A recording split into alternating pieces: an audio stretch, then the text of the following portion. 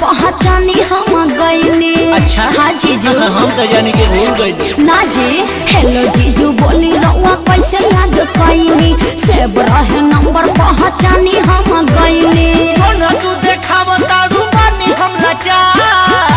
काहे खातिर जीजू? लंदन वाली साली अरे बोली ना।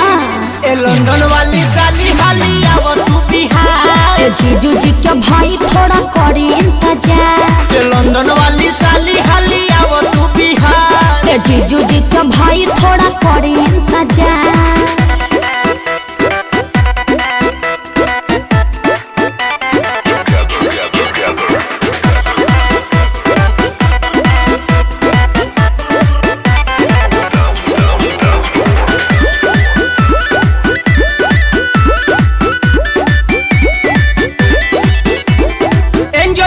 ब्यूटी बाटे फेस तोहर शर्मिला।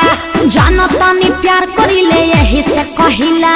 मालूम बा सब कहे के ना पड़ी। कहिया से जी? एंजल जैसन ब्यूटी बाटे फेस तोहर शर्मिला। जानो तानी प्यार करी ले यही से कहिला। फेस टू फेस मिले खातिर करी इंतजार। ये लंदन वाली साली अरे बहुत जल्दी आऊंगी। ये लंदन वाली साली हाली आव तू बिहार। ए जीजू जी के भाई थोड़ा करी इंतजार। ये लंदन वाली साली हाली आव तू बिहार। ए जीजू जी के भाई थोड़ा करी इंतजार।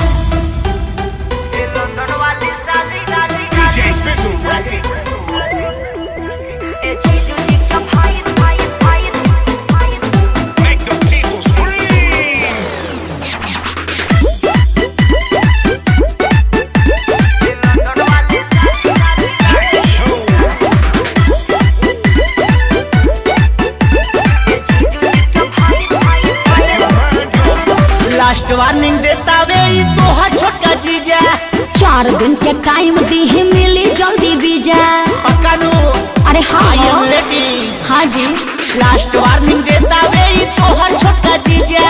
4 दिन के टाइम दी ही मिली जल्दी वीजा।